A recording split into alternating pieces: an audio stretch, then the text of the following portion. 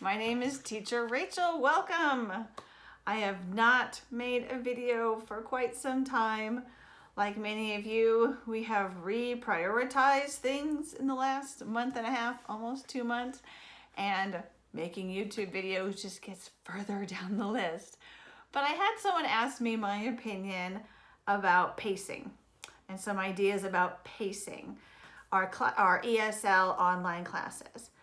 I'm currently teaching at VIPKId, GoGoKid, and ZebraEnglish. I haven't opened slots at VIPKId for a while now. Most of my bookings are coming through GoGoKid with the supplemental being ZebraEnglish. You know, in a perfect world, I'd love to do more of ZebraEnglish if they will book me. But here's some ideas I have, just my ideas, unofficially from anybody, about pacing. To me, it comes down to a philosophy. And right now, every one of the companies I work with have a 25-minute class. The parents pay for 25 minutes. I get paid for 25 minutes. That's what I work. And that being said, let's be really careful. That does not mean that I do not bond with my students, or that I don't have fun, or I'm not enthusiastic, or I don't get to know my students. That 25 minutes, I am fully invested in that child. But it's 25 minutes. I know reading posts on Facebook from other teachers. I know at VIPKId and ZebraEnglish, some teachers are starting class early so they can bond and have rapport. Can't start early at GoGoKid, so that's a plus there. And I know teachers who stay 28, 30, 35, up to 40 minutes because of various reasons. I don't. Parents pay for 25 minutes. I get paid for 25 minutes. So I put my heart and soul into those 25 minutes. And I was telling someone today, if my timer on any class hits 25 minutes and 30 seconds and I'm not done, I get really annoyed with myself because I'm working for free. Again, it has nothing to do with my rapport with the child or the quality of the class that the child's getting. If you've ever worked at a brick and mortar school, you will know that there's always those teachers who come early and stay late. Sometimes those are your best teachers in your school. They are giving their all. Sometimes it might be people who are just getting there early and hanging out on the internet. You see this in offices as well too. Oftentimes bosses will think that, oh, this employee comes early, stays late, they must be dedicated. Having a warm body does not necessarily mean that the quality of work or instruction is any better or any worse, frankly. So again, parents pay for 25 minutes, we get paid for 25 minutes. Basic philosophy there. So in order to do my best and get done in that 25 minutes, I have to stay very organized. And what I do is a couple different things before class even starts. The first is I know when I am preparing for my class. Here we go. This is a ZebraEnglish class I am teaching tomorrow, actually. Some information about the class. And then this is, oh, there you go, a GoGoKid class I'm teaching tonight.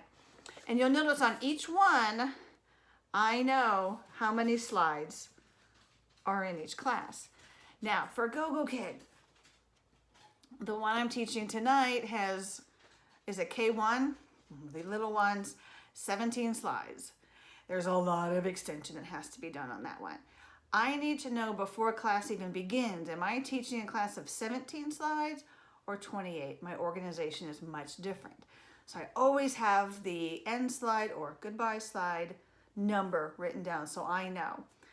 That will help me with my pacing, which we'll go get into next.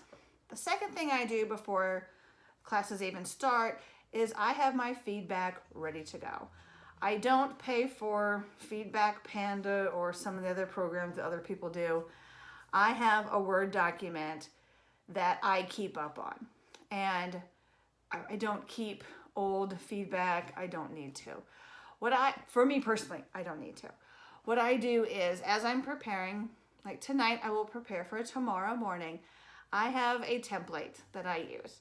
And it's as simple as, Dear Mom and Dad, thank you for the opportunity to teach your child. And that wording gets changed, weekly, so that it changes up a little bit every time. And then I write the feedback as if the child had the best class, that they were prepared, their pronunciation was great. Here's where the main vocabulary words we worked on, that they were diligent and all this stuff. Then I write a note to the student, hey Billy, I really enjoyed having class today. You worked really hard. I can't wait to talk to you next week in our next class. Thanks for working so hard. And then end it again with, thanks for letting me teach your child today. I look forward to having Billy in class again soon. Kind regards, then my name. And then I'll usually do a PS in there about, please leave me feedback, written very professionally. So I have that written as if Billy is going to have the very best class. Now, most of my regulars, that totally works. And it's accurate and it's true. And then what I will need to do when the class is complete is when the feedback pops up, I go to my Word document and I might add whatever I need to from that class. Billy really worked hard on pronouncing this word. Or, Billy, please remember this week to practice adding S's to the end of your plural nouns.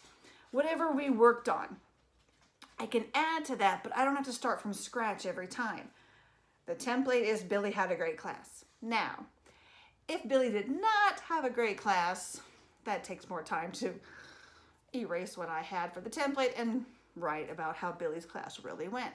But for the most part, for my regulars and even my kiddos I see once in a great while, this really works and it's accurate. So those two things help me a lot before class even starts. I have the note cards ready to go and I have the feedback. Part of having the note cards ready is I also have all of my props ready. I have the whiteboards written out with their vocabulary words on it. It's all ready to go. I also have, for GoGoKid, the rewards out. Everything is out. I do not wing at anything. So that helps. So I do spend some time before classes begin to get ready. Now, there are 3 things that can mess up your pacing, or at least I think that it does. Having a very easy class, or a student that's just going to whip through it. A challenging class, whether it's behavioral or academic. And then if the child is late or there's IT problems. So there's 3 things that can be a challenge to pacing. The first, let's talk about if it's going to be very easy and how are you ever going to fill 25 minutes on 17 slides of mom. You're teaching mom. This is my mom. I love my mom. This is my mom. That's where the planning comes in. Is I have props and I have the whiteboards and I have my ideas and how I'm going to extend. Also, what I do for my K1 students for GoGoKid, that beginning screen that has Hannah and Dragon and the other items around there, we spend about 2 minutes just on that slide. And it's a routine. This has helped my students speak incomplete sentences and be really excited to tell me. So when we get to that slide first, okay, Billy, what do you see? And Billy's so excited because he may have said hat the last class, and this class he says, I see hat. And then we work on I see a hat. And then we work on I see a brown hat. So there's so much extension you can do there that really gets them communicating and speaking, and will take up some of your time at the beginning of class. When you have 17 slides for those younger kids on GoGoKid, or a student that's just going to breeze through, extension works for me. So when I have asked what color everything is on that slide, or how many deer do you see? What color is the tree? asking all those questions, and do you like pizza, and all that. What I do is I challenge myself when I think I've exhausted my extension questions, or if I'm kind of over the slide myself, I challenge myself to ask one or two more, to keep extending, to see how I can bring out that language from the child. And that helps. That helps with your time, and that also helps the student get more output. Now, I also play a little game with myself. If there are 17 slides, for example, in 25 minutes, I cannot do 1 minute per slide. I would have 8 minutes I have to fill, and that is not fun. I don't enjoy just having free talk for 8 minutes. Parents don't want that. I don't want that. And a 4-year-old's not going to just hang out and chat with me for 8 minutes. Nobody wants that. So I play a little game with myself where I know that throughout the class, I have to extend 8 minutes in a 17 slide class. So if I'm on slide 3, for example, I should at least be on minute 3, hopefully 4. And then if I keep challenging myself to ask more extension questions or just one more question, that time that I'm trying to extend gets there. And it's kind of fun, and it's one of those things at 3 o'clock in the morning. It's kind of a mental game that I do like to play where, okay, I have filled 2 minutes. Okay, I know I had to fill 5 more in this class, which may not kind of be your thing. It's totally my thing. It works for me. It's kind of exciting when a 17 slide class where the child knows the vocabulary is going to just be torture for them to say the word mom for 25 minutes, to extend that so that I am teaching all the way until minute 25. Parents love it. The kids stay pretty much engaged, and I don't have to extend at the end at all. I don't enjoy having 2 or 3 minutes at the end to think about how I'm going to have a conversation with the student. By then, they're done. They're ready to move on. I'm kind of done. Parents don't like it when you just hang out or play tic-tac-toe or whatever other people do, which is fine. That's great for them. It doesn't work for me. So I extend throughout. Now, if I have a student who has 28 slides and is either a behavioral challenge or academically is going to struggle with it, I, again, know that before it even begins. I have planned ahead. I've looked ahead to know, okay, I can read this page, he can read this page, or I can read this paragraph, and he'll read this one. So we still want to make sure that he's getting all the output, but we're not extending all that time and wasting instruction time when we could be working on the skills. Another challenging student is one who is very verbal and wants to show you and tell you everything. And I have several that do, which is awesome because that means you do have a good bond with them. They tend to be my older students, and there is an opportunity there to connect with them and say, Billy, we have 28 slides today and there are so much to read. We've got to get going, but save that. I want to hear about it at the end.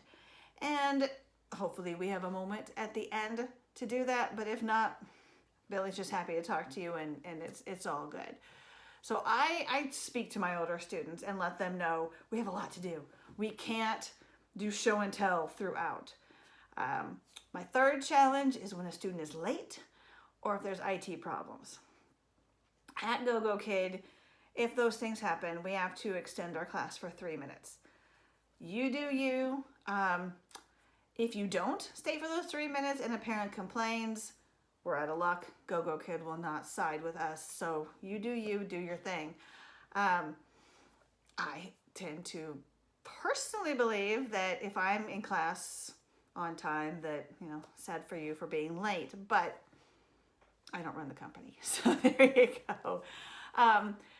If your time has to be shortened or you have to stay longer, you just kind of have to deal. And you do the best you can, and maybe feedback doesn't get done until the next class, but I personally need the time between classes. I give my all of my energy and enthusiasm and passion, and whew, for 25 minutes, this fat lady needs to rest between classes.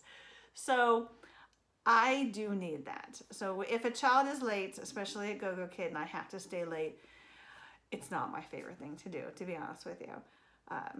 But you just have to kind of deal. Now, at VIPKId and at ZebraEnglish, it's our choice whether we stay, and I typically don't.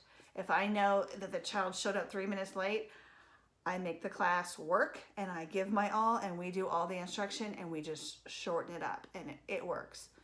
I've never had a parent complain about that. But again, you know, you do you and do what's best for that. But I am constantly looking at that clock. When it hits 24 minutes at GoGoKid, I'm hitting the song, and we are singing. And for a minute 24 and 00 seconds until 25, it's the song. And then I go on to the goodbye slide, draw hearts or stars, and I say the same thing every time. It is time for us to say goodbye. Goodbye, Billy.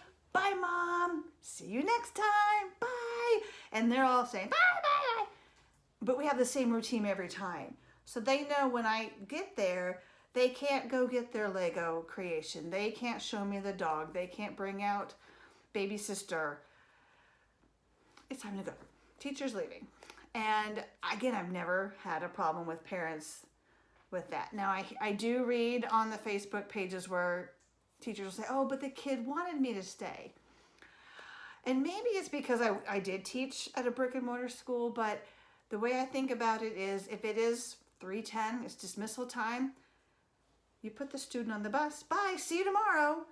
They don't stay with you after school. You know, kids have a routine. We are paid for 25 minutes, and it's also for me knowing what my role is.